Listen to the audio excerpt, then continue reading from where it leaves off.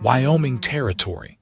Early October, 1887, sunlight cracked over the Medicine Bow Range like a whip, sharp and gold. And Elias Hartley spotted her near the north fence line, crouched low in the grass like a wounded animal. She was no more than 20 paces from his herd, pale as frost and bone-thin, fingers curled into the dirt as if she meant to hold on to the earth itself. Her dress hung off her like it belonged to someone else, torn and dust-caked, and she flinched when his boots crunched over the dry grass. "Easy," Elias said, keeping his voice low, calm. "I'm not going to hurt you." The girl blinked up at him, sun in her eyes, lips cracked from thirst. She didn't speak. "It's all right," he said again, crouching in front of her. "Name's Elias Hartley. I've got water and food back at the house. You're safe." She didn't answer, but her legs gave when she tried to stand. He caught her under the arms before she hit the ground. "All right," he muttered, lifting her easy as a sack of oats. "You're comin' with me." The cabin sat a quarter-mile west, tucked against a rise of lodgepole pines. Elias laid her gently on the cot near the stove, tossed wood into the firebox, and started heating water. She hadn't said a word, just curled into herself like someone who'd forgotten how to be human. He didn't push. He'd seen that look before, same one his brother had after the war, same one in his own eyes some nights after too many memories and too much whiskey.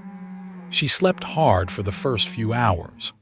Elias stayed close, checking her pulse, wiping her face with a damp cloth. When her eyes finally opened, cloudy and unsure, he was sitting in the rocking chair by the window, a plate of cornbread and beans waiting on the table. She stared at him for a long while. Then, voice dry as ash, she whispered, "Where am I, my land?" he said. 10 miles south of Elk Hollow."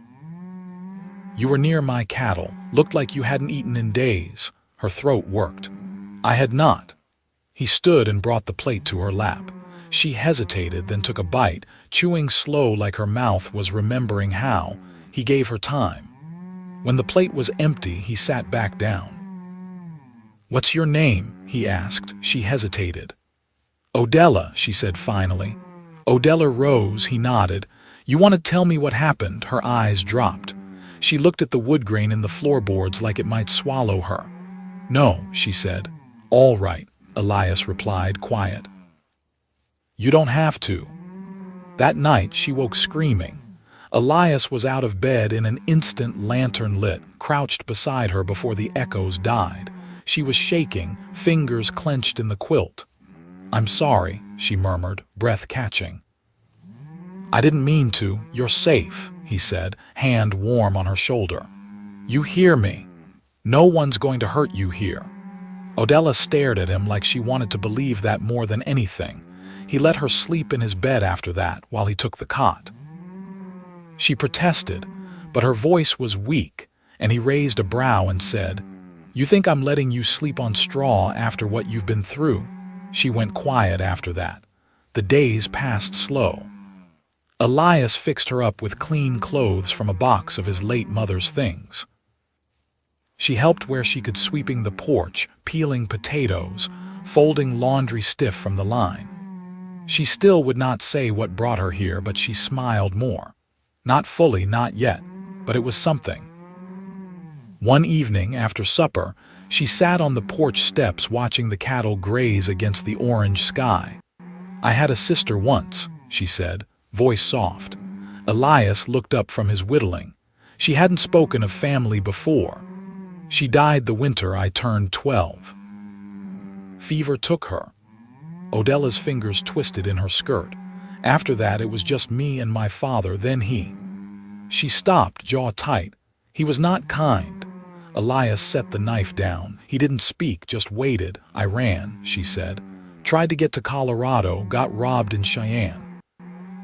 They took everything. I walked for days, thought I'd die out there." "You almost did," Elias said. She looked at him then, really looked. Her eyes were clear now, a deep, stormy blue. "Why did you help me?" "Because you needed it," he said simply. Her gaze didn't waver. "And what do you want from me?" Elias stood, walked over, and sat beside her on the steps. "Nothing you do not want to give." The silence between them was thick, but not heavy. Her hand brushed his, and though she pulled away quick, he felt it like a spark under his skin. That night, she did not scream. By the end of the week, she was stronger. Her cheeks held color, and she moved with more confidence. Elias caught himself watching her, how she laughed when the old mule brayed too loud, how she hummed when she braided her hair. He hadn't known he was lonely until she filled the space. One morning, he found her near the pasture fence, staring at the cattle. He came up beside her, hands in his coat pockets. "You thinking of leaving?" he asked. She sighed. "I do not know where I would go." "You do not have to go." She turned to him, brow furrowed. "Why?" Elias looked at her, really looked. "Because I like having you here, Odella, more than I thought I would." Her cheeks flushed and she looked down, a smile tugging at the corner of her mouth. "I like being here," she murmured. Then, quieter, "I like you." The wind tugged at her braid. Elias stepped closer, lifting his hand to tuck a strand of hair behind her ear. "If you stay," he said, voice low and steady, "I will take care of you, not because you need it, but because I want to." "I do not need saving," she said, though her voice trembled. "No," Elias replied, "but maybe we both need someone." She looked up at him, and this time there was no fear in her eyes. "All right," she whispered, "I will stay." And she did. A frost came in the night. Not heavy, but enough to silver the grass and leave the water barrel rimmed with ice. Elias stepped outside early, breath clouding in the cold, and found Odella already near the chicken coop, her shawl drawn tight and her boots dusted white. She was scattering feed with a care that made something settle deep in his chest. "You're up early," he said, stepping beside her. "I heard the hens fussing," she replied, not looking over. "Figured something might have gotten in." "Nothing ever gets past Rosie," Elias said, nodding toward the old hound curled near the porch. Odella's lips curved faintly. "She let me by." They walked back to the house slowly. The wind had teeth, and Odella's fingers were red by the time they reached the door. Elias held it open, then moved to stoke the fire while she rubbed her hands near the stove. "We'll need to start stacking wood closer in," he said. "Snow'll come faster than we expect." "I can help with that," she said, voice firm. He nodded once. "I know." The silence that followed was easy. She poured hot water into a tin basin and began scrubbing the table, sleeves rolled to the elbow. Elias sat at the hearth, sharpening his knife with long, deliberate strokes. "You ever think of leaving this place?" she asked after a while. He looked over his shoulder. "Not lately. But before," he set the whetstone down. "I had plans once, thought I'd see the Pacific. Maybe ride the line all the way to California. That was before Pa passed on. After that, someone had to keep things from falling apart." She nodded slowly. "It's strange. I spent so long trying to get away from where I came from. Now I can't imagine wanting to go anywhere." Elias stood and leaned against the edge of the table. "You think that means you've found something worth staying for?" Her eyes lifted to his, clear and steady. "Maybe I have." They worked the rest of the morning side by side. Odella hauled kindling while Elias split logs into neat stacks. Her movements were sure, no longer tentative, and he didn't miss the way her shoulders held less tension now. When the sun reached its peak, they paused by the well, sharing a ladle of cold water. "My mother taught me to read by lamplight," she said, wiping her mouth with the back of her hand. "She'd underline words in the Bible and make me sound them out." "You still remember?" Elias asked. "I remember every word she ever gave me," he nodded slowly. "There's books in the trunk by the bed." "You're welcome to them." She tilted her head. "You read too." "Enough." That night she lit a lamp and sat cross-legged on the floor, a worn volume of poetry open in her lap. Elias sat nearby, mending a tear in his coat. The room felt warmer than it had in days. "You ever write anything?" she asked, eyes still on the page. He snorted softly. "Only thing I ever wrote proper was a letter to my brother once. Didn't send it. Why not? Didn't have an address." She looked up then.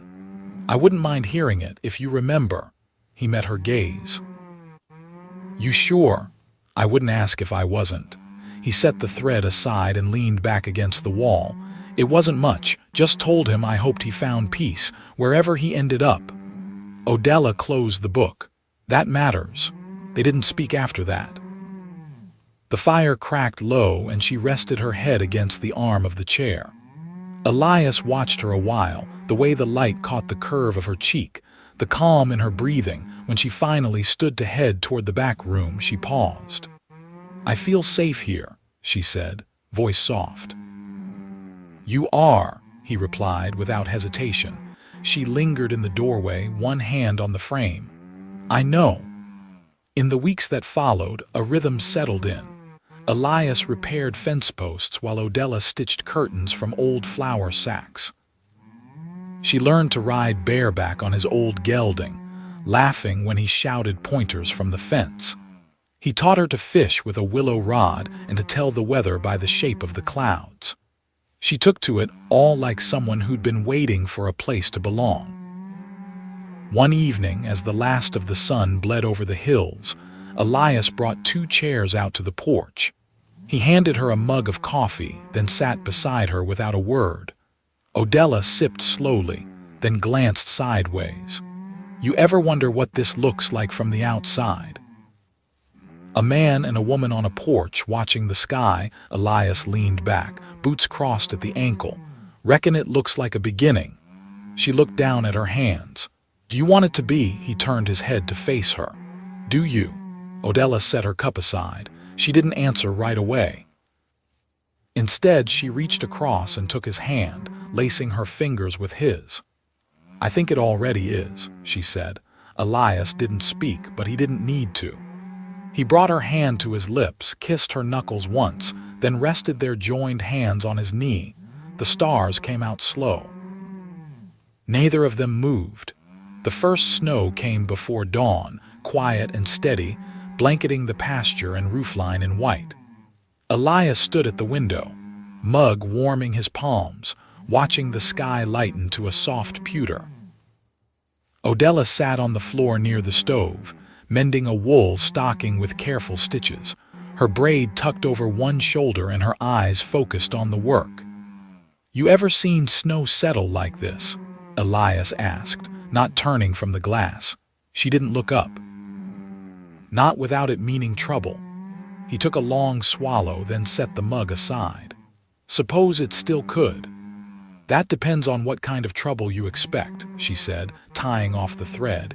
He turned then, leaning his shoulder against the frame. "You always speak like you've already made peace with what's coming."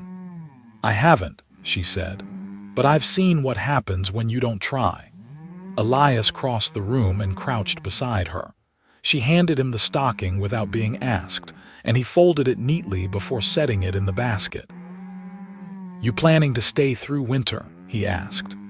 "I was hoping to," she said, still watching the fire. He studied her profile, the way the light painted her cheekbone and the curve of her jaw. "Then we'll need to get more salt pork and flour in before the pass is shut." She gave a small nod. "I can ride into town with you," he hesitated. "You sure that's what you want?" "I don't want to hide," she said, turning her face to his. "Not anymore." The decision was made by the time the sun cleared the ridge. Elias hitched the wagon while Odella packed a satchel with the money he kept tucked beneath the floorboard. The road into Elk Hollow was rutted and slow going, the snow melting just enough to turn the track into slush. By the time they reached the outskirts, the horses were lathered and restless, and Odella's cheeks were raw from wind. Main Street was quiet, only a few wagons and a pair of ranch hands outside the livery. Odella climbed down without a word and followed Elias into the mercantile. Inside, it smelled of tobacco and ground coffee. The shopkeeper, a stout man with a crooked eye, straightened when he saw them. "Hartley," he said. "Been a while." Elias nodded. "Need flour, salt meat, beans, some kerosene too." The man's gaze flicked to Odella. "Friend of yours?" "She's with me," Elias said, flat and firm. The man said nothing more, just turned and began measuring out goods. Odella stepped aside and ran her fingers over a bolt of calico, thumb brushing the edge like she was remembering something soft. "You can have some," Elias said, voice low. "Pick what you like." "I don't need it," she replied. "I didn't ask if you needed it." She didn't answer, but when the clerk returned with the items, she added 2 yards of blue cotton to the pile. Outside, they loaded the wagon in silence. Elias watched her hands as she tied down the tarp, quick and sure. "You all right?" She climbed into the seat and pulled the blanket over her lap. Nothing happened. He waited until they were out of town before he spoke again. "You were bracing for it, though." "I always do," she said. He glanced over. "You don't have to anymore." The road home was quieter. The wind had calmed and the trees along the ridge stood still, dark against the pale sky. When they reached the cabin, Elias unhitched the horses while Odella brought the supplies inside. She didn't speak, but her movements had a steadiness to them that hadn't been there before. That evening, he found her in the lean-to behind the barn, sorting through the tools. She was brushing rust off a hand saw, her sleeves pushed up and her hair tucked under a kerchief. "That saw's been dull since spring," Elias said. "I can sharpen it," she replied. He leaned against the doorframe. "You planning to build something?" "I was thinking of a shelf for the back room. There's nowhere to set the lamp." He crossed to her, took the saw, and examined the blade. "We'll need to fix the bench first. The legs cracked." "I noticed." Elias looked at her then, really looked. "You've made it yours, this place." She met his gaze. "It's the only place that's ever felt like it could be." He set the saw down. "You ever think about what comes next?" Her brow furrowed. "You mean after winter?" "I mean after everything that came before." She took a breath, slow and steady. "I think I'd like to stay, not just through winter." His throat worked. "You sure?" "I am," she said. "But not if it's only kindness keeping me here."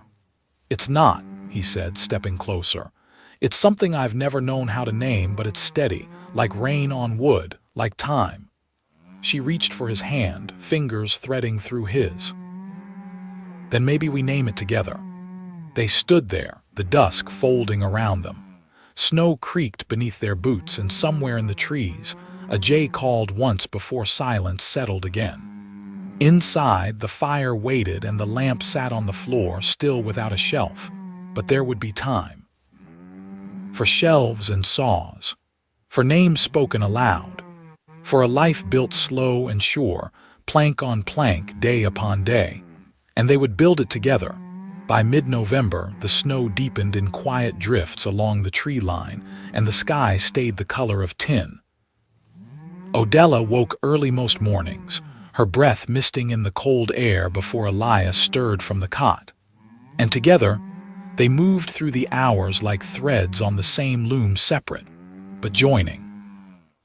One morning, she stood at the table with a length of the blue cotton she'd chosen in Elk Hollow, laying it flat and marking seams with a bit of chalk. Elias paused in the doorway, watching her hands measure and fold. "You fixing to make something?" She didn't look up. "A dress." He leaned his shoulder against the frame. "You never said you could sew like that." "I didn't think it mattered much," she said, pinning the fabric. "But I've always liked working with my hands. Mama taught me how to cut patterns from paper feed sacks." "We didn't have much, but we made things last." Elias crossed the room and rested his hand on the back of the chair. "Seems like you still know how." She paused, needle hovering. "I used to picture what I'd wear if things were different, if I was someone else. This blue, it's the color I always imagined." "You ain't someone else, Odella," he said. "But you are different than when I found you." She nodded once, slow. I feel different. That afternoon, they walked the edge of the west pasture, checking for breaks where the cattle might push through. Elias pointed out where the fence sagged near the creek, and Odella held the hammer while he reset the rails. "You ever think about marriage?" she asked, her voice even. He didn't answer at first, just drove the last nail in and tested the post with a shake. "I used to. Then I figured it wasn't for me." "Why not?" "Didn't think I'd find someone who could stand the quiet," he said, wiping his hands on a rag. "Or the work." She looked out across the field. "I've known too much noise. The quiet's the first thing that made me feel safe." He tilted his head toward her. "And the work?" Odella smiled faintly. "I like earning my place." That night she finished the dress.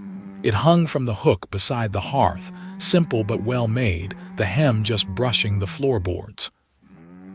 Elias ran his hand along the sleeve, rough fingers catching on the stitching. "You planning to wear it for something?" "I thought maybe Sunday." He glanced over. "You mean tomorrow?" She nodded. "I'll shave," he said with a flick of dry humor. The next morning, Elias stepped out of the washroom with a clean jaw and his best shirt buttoned high. Odella stood by the stove, her hair pinned up, the blue dress catching the morning light. She turned when she heard him, and for a long moment, neither of them spoke. "You look," he said, then stopped. "Well, you look like the kind of woman a man can't rightly look away from." She lowered her eyes, but her voice was steady. "You clean up decent yourself." They didn't speak of church or preachers. There wasn't one within 50 miles, and neither of them had much use for sermons. But after breakfast, Elias took her hand and led her outside, where the snow lay untouched along the rise behind the barn. He stopped beneath the bare limbs of a cottonwood tree. The sky above was pale and cloudless. "I don't have a ring," he said, "but I've got land, a roof, and my word if you'll take them." Odella looked up at him. Her cheeks were pink where the cold bit, but her eyes held something warmer.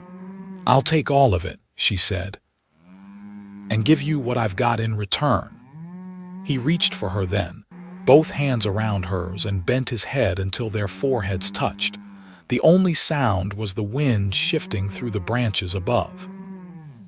Afterward, they walked back to the house with fingers still laced, the long day ahead of them, and the knowledge that neither would walk it alone.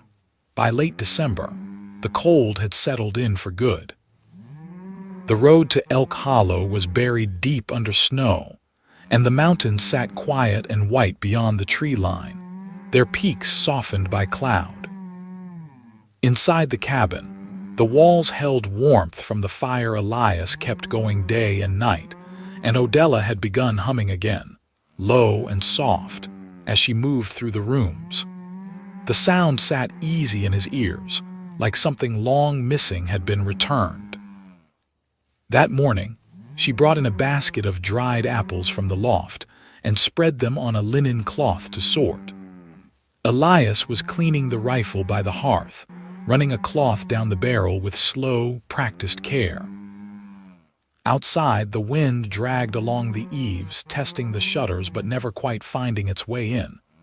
"We could make preserves," she said, examining a slice for rot. "Come spring, if the orchard near the creek still bears." "It does," Elias said. "Last year we had more than I could store. I fed half to the pigs." She looked up, one brow lifted. "And the rest, gave some to a widow downriver. The rest I dried. Thought I'd try a pie, but I never got around to it." Odella smiled, just barely. "You ever made one before?" "No. But I figured it couldn't be harder than laying fence." "It is," she said, folding the cloth. "But I'll teach you." He set the rifle aside and leaned forward, elbows on his knees. "You ever think about what you'd want here? Not just food and firewood, I mean for the long years." She sat across from him and folded her hands in her lap. "I used to want a place where no one knew my name, where I could vanish. Now I want a place where someone says my name and means it." Elias reached for her hand, calloused fingers brushing hers. "Odella." She looked at him then, and whatever weight had once lived in her eyes was gone. She laced her fingers with his and held them there, neither of them speaking for a long while. Later that week, a storm rolled in from the west. Snow came in driving sheets, piling against the barn doors and burying the woodpile. Elias and Odella worked together to haul what they could inside, their coats stiff with cold and their breath thick in the air. That night, the wind howled like a starving thing, but the fire burned strong, and the two of them slept warm beneath the heavy quilt. In the quiet days that followed, they turned inward. Odella mended a torn rug with thread dyed from walnut husks, and Elias wrote out a list of spring tasks on a scrap of ledger paper. They spoke in the margins of their work, their words easy now, their silences companionable. One morning, as the sun rose pale through the frost-laced glass, Elias stepped into the main room and found Odella standing by the window, her hand resting on her belly. She turned when he entered, eyes soft. "I think," she said, "there might be a child." He crossed to her without a word, both hands coming gently to rest over hers. She didn't flinch. "You sure?" "Not yet," she said, "but I feel it, like something small and certain inside me." He kissed her forehead, then the space between her brows. "Then we'll make ready." "I'm not afraid," she said. "You don't have to be." They spent the weeks that followed in quiet preparation. Elias built a cradle from pine planks he'd kept stored behind the barn, carving the edges smooth, sanding each slat until it gleamed. Odella sewed a small quilt from scraps of wool and cotton, her stitches neat and even. As the days grew longer, the snow softened. Sap began to run in the maple trees, and the air smelled faintly of thaw. The cattle moved slower, bellies swollen from winter feed, and the hens began laying again. One morning, Elias opened the door and found Crocus pushing through the pale earth near the steps. By early March, Odella's belly had begun to swell. She moved slower now, one hand often resting on her side as she worked, but she never once complained. Elias adjusted his pace to hers without remarking on it, and she let him. One evening after supper, they sat on the porch wrapped in a shared blanket, watching the last of the sunset fade behind the pines. Odella leaned her head against his shoulder. "What do you think it'll be?" she asked. "Doesn't matter," he said, "so long as it's yours and mine." She smiled against his coat. "I hope it has your steadiness. I hope it has your fire." When the first warm rain came in April, they opened the windows and let the scent of wet earth fill the cabin. Odella stood in the doorway and watched the drops fall, her hair loose and damp around her shoulders, and Elias came up behind her, arms circling her waist. "We'll plant soon," he said. "Beans, corn, potatoes, maybe even a row of turnips." She rested her hands over his. "I want to plant sunflowers too." "Then we will." That spring, the land stirred to life around them. The creek behind the barn swelled with meltwater, and the meadow turned green with new shoots. Elias built a fence around a small plot behind the cabin, and Odella pressed seeds into the soil with quiet reverence. The cradle sat beside the bed, waiting. In May, beneath the first full moon of the season, Odella birthed a daughter. The labor was long, but she bore it with a quiet strength Elias had never seen matched. When the child arrived, slick and squalling, he wrapped her in the quilt Odella had sewn and placed her gently in her arms. "She's here," he whispered, voice rough. Odella looked down at the small face nestled against her chest. "She's perfect." They named her Willa. Elias built a rocking chair for the porch, where Odella sat with Willa most afternoons, singing soft songs her mother had once sung to her. He would watch them from the pasture, one hand resting on the gate, and think there was nothing in the world to match the sight. The days passed slow and good. Willa grew strong and round-cheeked, her cries loud, her laughter louder. Odella taught her to walk barefoot in the grass, and Elias carved her a wooden horse with button eyes and a rope tail. They did not speak much of what came before. There was no need. The past had loosened its hold, replaced by the steady rhythm of days well spent. In the evenings, they sat close by the fire, Willa asleep in the cradle, their hands entwined, their hearts quiet and full. Years passed as they do. The garden grew thick, the orchard bore sweet, and the cabin held warmth through every season. They built a life not from grand things, but from steady ones, a loaf of bread shared, a fence mended, a child's laugh echoing through the trees. Elias and Odella loved each other not with words, but with action, with every nail driven, every meal cooked, every night spent beside one another beneath the same roof.